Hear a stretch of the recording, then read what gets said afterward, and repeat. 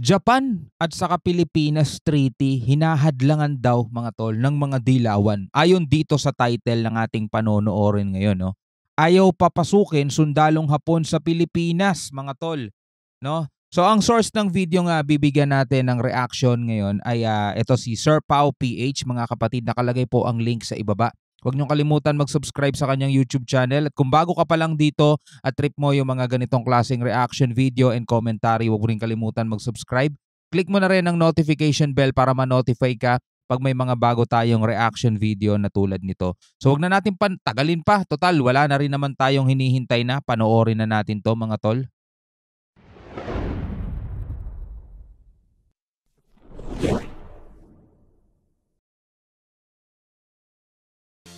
Magandang araw sa inyong lahat, mga kaalyado. May bago na naman tayong pag-uusapan tungkol sa mga bagong kaganapan sa ating bayan. Kung matatandaan nyo, mga kaalyado, na nitong mga nakaraang araw sa video upload ko, tinalakay natin ang mas lalong tumatatag na relasyon ng Pilipinas at Japan. Tinalakay din natin ang magagandang benepisyo ng pagkakaroon ng Reciprocal Access Agreement at iba pang kasunduan sa bansang Japan. Mismong si Pangulong Bongbong Marcos nga, mga kaalyado, nakikita niya ang mga magagandang benepisyo ng mga kasunduang ipinipresenta ng Japan sa Pilipinas. Pati nga si Department of National Defense Secretary Gibo Chodoro na sinabi namang bago matapos ang taong ito, hangad niya na magkapirmahan na nga dito sa inihahaing treaty ng Japan sa Pilipinas. Kasi nga makabubuti ito sa ating bansa, mga kaalyado, di ba? Pero ngayon, mga kaalyado, naguguluhan na naman ako kung bakit sa kabila ng magandang intensyon ng Japan sa Pilipinas, sa kabila ng tulong na binibigay ng Japan sa Pilipinas para sa ikabubuti at ikalalakas ng depensa ng ating bansa, may mga tao pa rin o politiko na tila nagbubulag-bulagan o talagang sinasadya lang nila na kontrahin ang mga hakbang ng ating Pangulo para sa ating bansa. So tara, simulan na natin ito, mga kaalyado. Para malaman ang buong detalye, ay tapusin nyo itong video and pakilike and subscribe na din ng YouTube channel natin. Maraming salamat sa inyo, mga kaalyado. Alright. Ang reference ng pag-uusapan natin ngayon, mga kaalyado, ay mula sa Inquirer.net na may pamagat na Pimentel, Makabayan Black, Raise Concern Over Military Deal with Japan. So sa title pa lang, mga kaalyado, is mahihinuhan nyo na kung ano ang nais na iparating ng mga politikong ito. Binalaan kasi ni Senate Minority Leader Coco Pimentel ang kapwa niya mga mambabatas, mga colleagues, mga kapwa senador patungkol sa mabilisang pag-aaproba ng ating Pangulo sa proposed treaty sa pagitan ng Japan at Pilipinas. Ayon kay Senator Coco Pimentel, hindi raw dapat na inaalaw ng pamahalaan ang Pilipinas na maging base o base militar ng kahit na sinong foreign military. Teka lang, ilang ulit nating tinalakay ang Reciprocal Access Agreement, mga kaalyado. Wala naman akong natatandaan na kasama sa RAA ang Military Bases Agreement. Malinaw ang nilalaman ng kasunduang ito. Nakasaad lamang dito na shared military personnel, training, and joint military exercises ang pangunahing function ng kasunduang ito. Kung tutusin nga, mga kaalyado, Pilipinas ang tiba-tiba dito sa inaalok ng Japan. Samantalang ang Japan, alyansa lang ang pinakamakukuha nila dito. Siguro nakukuha nyo naman yung punto ko, mga kaalyado. O kasi kung titignan nyo, mga tol, kung pakinabang lang talaga ang pagbabasehan natin, mga tol, mas malaki pakinabang natin. Kasi di ba ang lagi nga nating sinasabi, tayo'y nasa third world country. Eto mga bansang to na gustong makipag-alyansa sa atin is mga advance na. Kung tutusin nga, hindi na nila kailangan ng kakampi kasi malakas na sila eh. Diba? Likas na malakas na sila kahit nung panahon pa ng mga lolo't lola natin, malalakas na yung mga yan. So sabi nga rito ni Sir Pao PH, kung tutuusin, Pilipinas pa nga tiba-tiba kasi napakarami talaga nating makukuhang benepisyo, diba? Dito sa mga bagay na to. Pero hindi naman natin kailangan din pangunahan kung bakit ginagawa yan ng ibang mga politiko, mga tol. Meron lang siguro silang hindi pagkakaunawaan, pero kung sinasadya man yan, hindi naman talaga dapat na gawin pa yon, lalong-lalo na kung sa ikauunlad naman ng Pilipinas ang pinag-uusapan dito at para sa kapakinabangan ng ating bansang Pilipinas, di ba? Ikaw, pwede ka magkomento sa ibaba, mga tol, kung ano masasabi mo dyan. Tuloy natin. Na sino ba ang mas advance sa lahat ng aspeto? Hindi ba at Japan? So hindi na nga naitago nitong si Senator Coco Pimentel Mhm. ang kanyang pagkadismaya at pagkabigo matapos na igarantiya ni Senate President Juan Miguel Zubiri ang ratification ng Reciprocal Access Agreement sa Upper Chamber. So aprobado na po sa Upper Chamber o sa Senado ang Reciprocal Access Agreement dahil majority wins, mga kaalyado. Walang magagawa si Senator Coco Pimentel kahit magsanib puwersa pa sila ng mga kapwa niya dilawan, hindi pa rin mapipigilan ang pag-ratify nitong Reciprocal Access Agreement. So since itong ang kasunduang ito is similar o kaparehas ng Visiting Forces Agreement ng Pilipinas at Australia at Visiting Forces Agreement ng Pilipinas at Amerika, pinoint out ni Senator Coco Pimentel na sa pamamagitan nito, inaalaw ang ating mga kasundaluhan na pumunta at manatili sa Japan bilang parte ng reciprocity ng security arrangement na ito. Pero hindi daw ito ang pinag-uusapan dito. Mhm. Tila gusto lang daw ng ating pamahalaan na maging istasyon ng foreign military ang bansa natin. Aniya, hindi natin gusto na maging battleground ang Pilipinas. Hindi dapat tayo sumasang-ayon dyan dahil nangihikayat lang daw ito sa katunggaling bansa na bumuelta pabalik sa Pilipinas. Paulit-ulit rin talaga itong si Senator Coco Pimentel, mga kaalyado. You sure, Coco? Wala nga pong nabanggit na magkakaroon ng military base ang Japan sa Pilipinas. Kaya paano kami maniniwala sa'yo na magiging battleground ang ating bansa? Mhm. Naku naman, Senator Coco Pimentel. Ayaw nyo ba talaga na makitang ligtas ang ating bansa? Mhm. Tayo na nga ang nilalapitan ng mga like-minded countries gaya ng bansang Japan. Ngayon, kung dahil dito sa kasunduang ito, bumuelta o umatake pabalik ang China sa ating bansa, di so be it. Kailan pa ba tayo kikilos? Pag naubos na ang teritoryo natin? Pag naubos na ang mga resources natin? Kung bumuelta sila, di sige.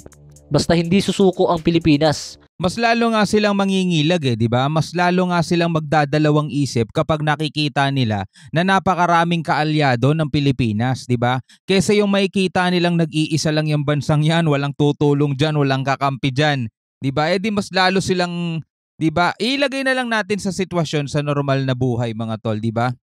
Lagi naman nating ine-example yon. Kapag merong isang bully at merong isang binubuli, mga tol, di ba? Mas lalo niyang bubulihin yung isang tao na walang kumakampi, walang sumusuporta at walang nagtatanggol. Pero kapag yung taong yon nagkaroon ng maraming kakampi, nagkaroon ng maraming nagtatanggol, magdadalawang isip na siyang lumapit pa ulit dun sa taong yon dahil baka ikasama niya lang, di ba? Yun ang realidad, mga tol. Kung ikukumpara naman natin sa isang bansa, sige. Tingnan nyo, mga tol, etong bansang to, mas madadalian sana siya, no, sa kanyang plano kung meron man, no? Kung anumang bansa yan, kung meron man silang plano na agawin kung ano man ang mga pag-aari ng Pilipinas, mas madadalian siya kung ang Pilipinas mananatiling nasa kalagayang Pilipinas lang. Walang mga advanced weapon, walang mga modern na mga kagamitan, 'di ba? Puro mga sundalo, mga ganyan. Yung mga baril minana pa nung panahon ng ninuno natin, mga tol. Pero kung ang bansang 'yan na gusto nilang sugurin, may mga nagbabantay. Meron na sasabing pag ginalaw niyan, isa kami sa mga makakalaban nyo. Kapag ginalaw niyan, lahat kami makikisali. O, di ba? Di magdadalawang isip sila, mga tol, di ba? So, tuloy natin. Ang administrasyon ni Pangulong Bongbong Marcos na ipagtanggol ang West Philippine Sea. Bahala kayo dyan. Kumontra kayo ng kumontra, wala naman na kayong magagawa. Di ba, mga kaalyado? Puro batikos lang naman ang ginagawa ng mga dilawan na ito Kung mapapansin nyo, halos nga wala silang nagagawa o naitutulong o naisasuggest man lamang para masolusyonan yung problemang kinakaharap natin sa China Alam nyo yung tipong parang yun na lang yung naging function nila dyan sa Senado Yung bumatikos sa mga magagandang plano ng ating pamahalaan. Lalo na paghakbang ng ating Pangulo. Yan ang inaabangan nila palagi para batikusin at kontrahin. Diba? Napapansin nyo? Isa pa itong Makabayan Black, mga kaalyado. Nagpahayag din ng concern kuno sa planong Visiting Forces Agreement ng Pilipinas sa Japan. Sinabi nitong ang kasunduang ito ay magriresulta daw sa pagtaas palalo ng mga kaso ng violence against women sa Pilipinas. At hinihimok nito ang pamahalaan at administrasyon ni Pangulong Bongbong Marcos na magkaroon ng independent foreign policy. Advance mag-isip no? Magkakaroon daw ng violence against women. Advance mag-isip, walang batayan, walang ano yung mga sinasabi nila eh. Basta makapagbigay na lang sila ng batikos mga tol. Biruin mo sobrang advance mo mag-isip, no? Biglang magkakaroon daw ng mga ganung mga pangyayari. Samantalang si Deputy Minority Leader at ACT Teachers Party List Representative Franz Castro at Assistant Minority Leader Arlene Brosas naman ay binanggit ang kabiguan ng gobyerno ng Japan na i-acknowledge ang pang-aabusong naranasan ng mga Pilipino noong World War II. Kaya Yan dyan tayo problemado mga tol. Dyan sa trait natin na ganyan, trait. 'Di ba nakaugalian na ng Pilipinas yan mga tol, ng mga Pilipino no.